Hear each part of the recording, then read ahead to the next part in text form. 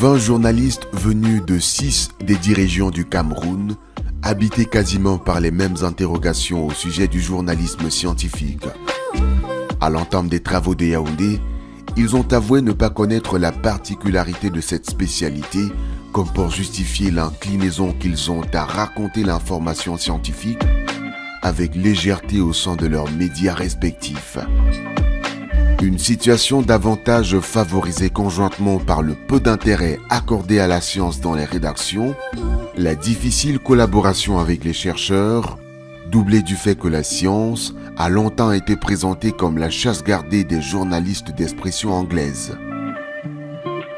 La bourse en écriture scientifique offerte par le réseau des journalistes scientifiques d'Afrique francophone et ses partenaires trouvait donc tout son sens. Nous allons montrer également aux participants où trouver les sources scientifiques, où trouver les sujets et comment trouver les sujets scientifiques, comment traiter ces sujets scientifiques, comment écrire de telle sorte que le journaliste scientifique évite le sensationnalisme et surtout comment écrire pour que le public puisse comprendre les thèmes difficiles et qu'il puisse acquérir ces thèmes difficiles de façon plus simple. Le réseau des journalistes africains, des journalistes scientifiques d'Afrique francophone a décidé d'organiser donc cette formation pour les journalistes francophones camerounais afin de leur donner quelques rudiments sur la manière dont ils peuvent présenter leurs sujets afin qu'ils deviennent vendables et qu'ils aient le même attrait que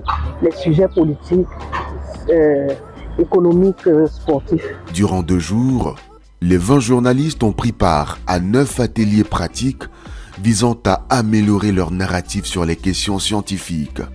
Facilités par Adrien Ngono, Julien Chongwan du Cameroun et Patrick Kaondoa et Mardoché Boli, respectivement du Congo et du Mali, la formation leur a permis d'avoir une claire compréhension de la notion de journalisme scientifique avant d'être édifiés sur les exigences de son écriture. Ils en parlent avec conviction désormais. Un article scientifique, c'est pas comme tous les articles en fait.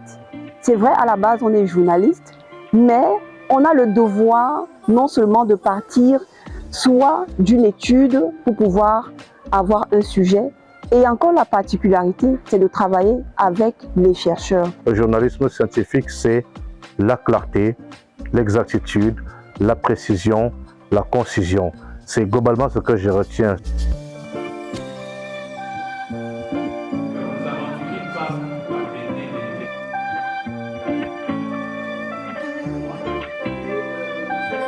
Pour mieux conforter les journalistes dans l'écriture scientifique, ils ont bénéficié de diverses techniques pour améliorer leur rapport avec les chercheurs.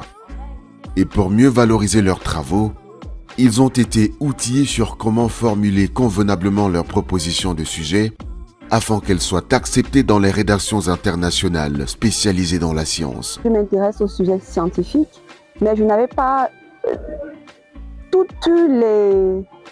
Comment dire ça? Je n'avais pas toutes les données pour pouvoir m'y mettre à fond. Je pense qu'avec ces 2 jours de formation, ça m'a permis de grandir suffisamment et je pense que je vais pouvoir affiner ma plume concernant bien évidemment l'écriture scientifique. J'ai d'abord obligation, chaque fois que je choisis un sujet, de m'approcher vers les spécialistes, ce que je ne faisais pas avant. En matière de journalisme scientifique, le travail de collaboration est important.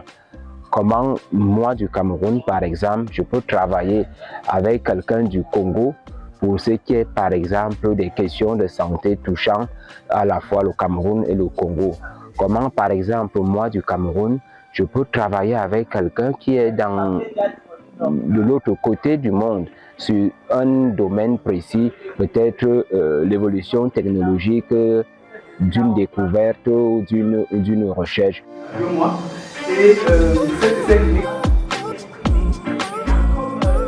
Les participants à l'atelier de Yaoundé promènent l'idée de capitaliser collectivement les connaissances reçues, si bien qu'ils ont créé l'antenne camerounaise du réseau des journalistes scientifiques d'Afrique francophone à l'issue des travaux.